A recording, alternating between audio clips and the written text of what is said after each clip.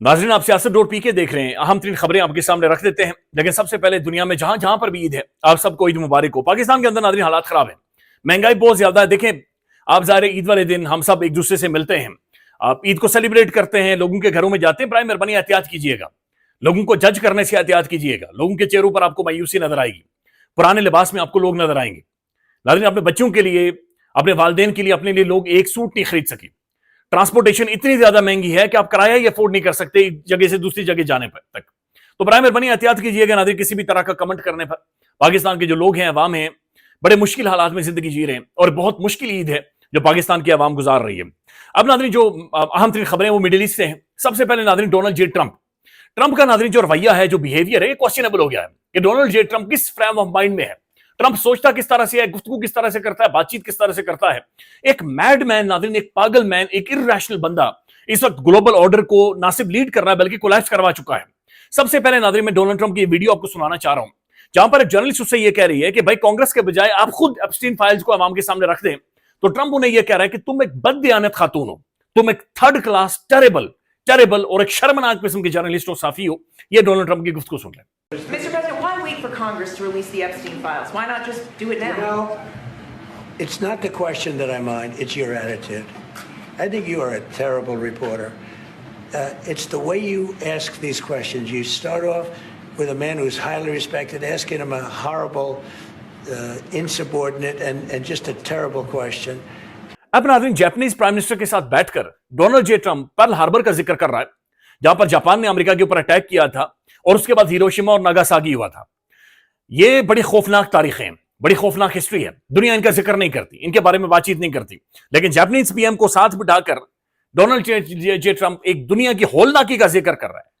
दूसरी आलमी जंग का वो जो कलंक है, जो दुनिया के इंसानियत के चेहरे के ऊपर मनाज़रे मौजूद है, डोनाल्ड ट्रंप उसका जिक्र कर रहा है और कंपैरिजन उसका कर रहा है जो ईरान के अंदर उसने किया है।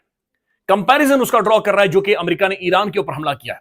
ये बड़े खौफनाक किस्म के अल्फाज है, ये बहुत ही इनसेंसिटिव किस्म की स्टेटमेंट है। जापानीज पीएम को अपने साथ बिठाकर ये सुन लें आप।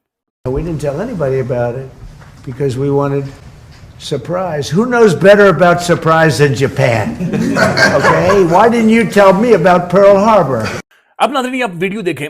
ये जापान के अंदर नाज़रीन तकरीबन को 11,000 अफराद सड़कों पर निकल आए हैं, जापानीज पार्लियामेंट के बाहर आए हैं। यह बात आपने ज़हन में रखनी है कि जापान के अंदर इस वक्त तकरीबन 50,000 से ज्यादा अमेरिकन ट्रूप्स मौजूद हैं और तकरीबन दुनिया का 40% जो तेल स्ट्रेट ऑफ हार्मुज से गुजरता है, ये जापान का कम से कम 40% ऑयल स्ट्रेट ऑफ हार्मुज से गुजरता है। तो 11,000 बंदा जापानीज पार्लियामेंट के बाहर आया है। उन्होंने एहतजाज किया, मुजाहरा किया है। कैसे टाइम में जब जापानीज पीएम की और डोनाल्ड ट्रंप की मुलाकात होने वाली थी। यह मुजाहरा जंग के खिलाफ है, यह आइन के हक में है और अवामी ताकत के इजहार के लिए अवाम ने किया है। वजीर आजम वाशिंगटन जाकर झुकने की तैयारी कर रहा है, जबकि अवाम अपने मुल्क में रहकर मुज़ाहमत कर रही है। अदाद शुमार के मुताबिक 82% लोग जंग के खिलाफ हैं जापान के अंदर और 11,000 अफराद सड़कों पर निकल आए हैं। ये आदाद झूठ नहीं बोलते। एक तरफ यानी अब अंदाजा लगाए ना, दुनिया भर के अंदर लोग बाहर निकल रहे हैं, जंगों के खिलाफ मुजाहरे कर रहे हैं, एहतजाज कर रहे हैं। दुनिया भर में नाज़रीन प्रोटेस्ट होते हैं पूरा तरीके से। लोग देखें, एक सिविलाइज्ड नेशंस के अंदर, कौमों के अंदर, दुनिया में डेमोक्रेसी, जमहूरियत एहतजाज का नाम है। अवाम बोलती है, सवाल करती है, अपनी राय का इजहार करती है। हम नाज़रीन बदकिस्मती से एक अजीब रविश हमारे मुल्क के अंदर नजर आती है। एहतजाज करने से नाज़रीन खौफ खाते हैं लोग, चूंकि लोगों को मारा जाता है, लोगों को घसीटा जाता है, उनके ऊपर जाली मुकदमात और केसेस किए जाते हैं। फिर नाज़रीन कई साल लग जाते हैं उन केसेस को फेस करते हुए।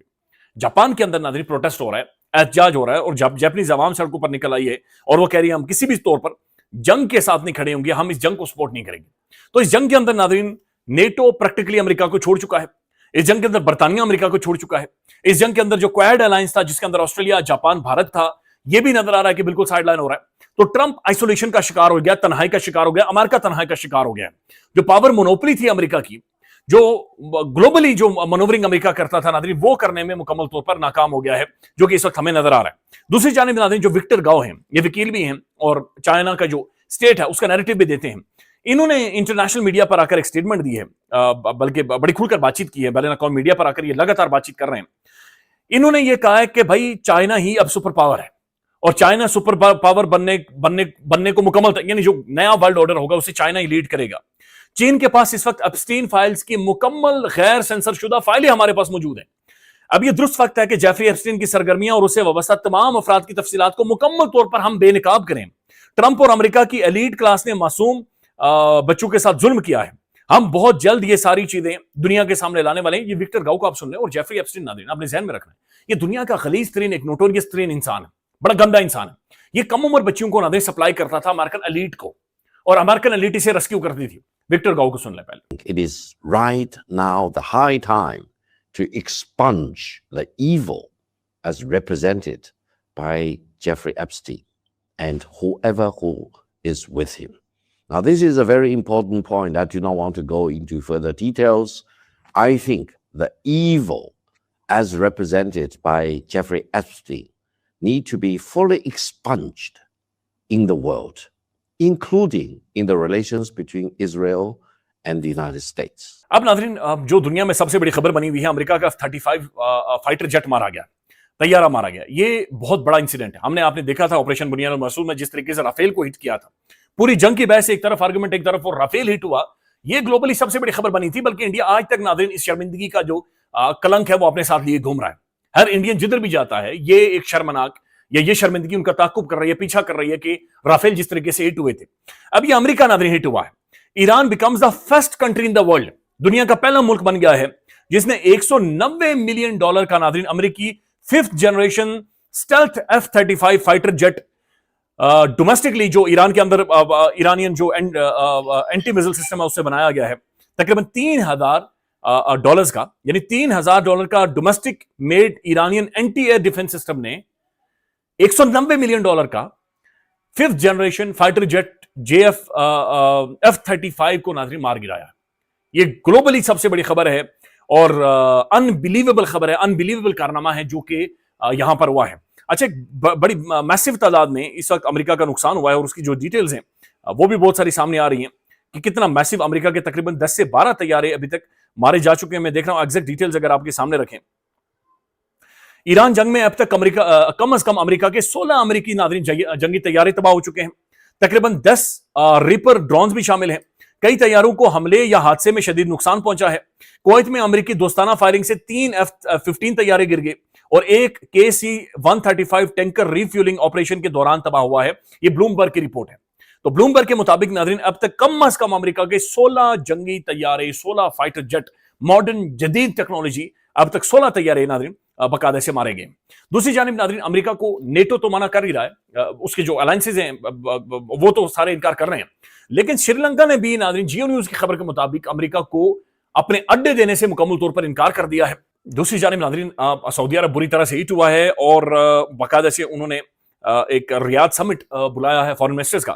وہاں پر یہ ایکسپریس ٹریبیون کی سٹوری ہے اور یہ کامران یوسف صاحب بھی ٹویٹ کر رہے ہیں. وہ لکھتے ہیں, Sources said Islamabad engaged in an intense behind-the-scene diplomacy to cool tempers and soften the language of the joint statement.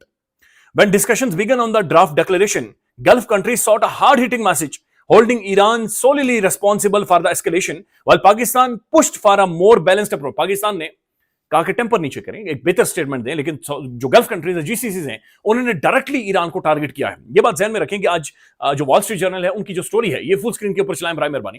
وہ یہ کہہ رہے ہیں کہ جو ایران ہٹ ہوا ہے, ایران کے جو انرجی ریزروز ہٹ ہوئے ہیں, اسٹریٹجکلی اہم ترین انفراسٹرکچر ایران کا ہٹ ہوا ہے, اس کے لیے جو لانچنگ پیڈ تھا یا جو لانچنگ اسٹرائک تھی, لانچنگ پوائنٹس تھے, وہ GCC کنٹریز تھی, یعنی سعودی عرب کے اندر سے, قطر سے, UAE سے, وہاں سے وہ لانچنگ پیڈ سے جہاں سے باقاعدہ سے ایران کو ہٹ کیا گیا ہے. تو جو مورل کوسچن سعودی عرب یا دنیا کے سامنے, پاکستان کے سامنے, مختلف ممالک کے سامنے رکھ رہا تھا, اس سٹوری کے بعد ناظرین یہ بوم شیل سٹوری ہے, بہت بڑی سٹوری ہے. اس کے بعد جو مورل اتھارٹی تھی سعودی عرب کی وہ مکمل طور پر ناظرین ختم کیا گیا ہے. ایک اور شخصیت ہے ناظرین, یہ جوہن حسین ہے. ان کی یہ خبر ہے کہ جس ایئر ڈیفنس سسٹم سے F-35 کو ٹارگٹ کیا گیا ہے, اس سسٹم سے رشیا اور چائنا کا کوئی تعلق نہیں ہے. یہ سسٹم بذات خود ایران کا تیار کردہ ہے. یہ آپ سن لیں. F-35 لائٹننگ 2 کی اگر بات کریں, یہ بڑا اسٹریٹجک, لوگ کہتے تھے بڑا امپینیٹریبل ہے, یہ اسٹریٹجک ہے, اس کو کوئی ٹارگٹ نہیں کر سکتا, اس کی اسٹیلتھ کیپیبلٹی اتنی ہے کہ اس کے اندر انفراریڈ سگنل بہت کم ہوتا ہے. ویڈیو میں دکھایا ہے ایران نے, میں بار بار, اب جب تک یہ CNN نہیں ڈسکلوز کرتا, اب تو CNN نے ڈسکلوز کر دیا ہے, جب تک CNN ڈسکلوز نہیں کرتا, ماشاءاللہ ہم لوگ, کیونکہ ہمارا ایمان اتنا زیادہ ہے امریکہ کے اوپر, جب تک وہ کنفرم نہیں کریں گے ہم نہیں مانتے. لیکن انہوں نے بول دیا ہے کہ بھائی F-35 لائٹنگ کی ویڈیو یہ رہی آپ کے سامنے ہے, اس کو ٹارگٹ کیا گیا اور ایئر اسپیس کے اوپر صبح کے کہ 2:50 پہ 19 مارچ کو اس کو ٹارگٹ کیا گیا. اور ایئر ڈیفنس کون سا یوز ہوا اور کس طریقے سے کیا گیا؟ دیکھیں اس میں جو ایئر ڈیفنس یوز ہوا ہے وہ ایران کا لوکل ایئر ڈیفنس ہے جو انہوں نے 12 دن کی جنگ جو اسرائیل کے ساتھ ہوئی اس کے بعد جو بنایا. رشیا اور چائنا نے اس میں کوئی سپورٹ نہیں کیا. لوکلائزڈ ہے یہ. جو ان کے ایئر اسپیس کمانڈر ہیں انہوں نے بھی کہا ہے کہ ہمارے جوانوں نے یہ خود سے بنایا ہے. اور F-35 بالکل اسٹیلتھی ہے, سب کچھ ہے, لیکن یہ انویزیبل نہیں ہے انفرا ریڈ سے اور آپٹیکل EO سسٹم. ناظرین, پاکستان کے اندر ایک بہت ہی عجیب و غریب قسم کی خبر ایک اور اس وقت سرفیس کر رہی ہے. یہ ڈیولپنگ سٹوری ہے.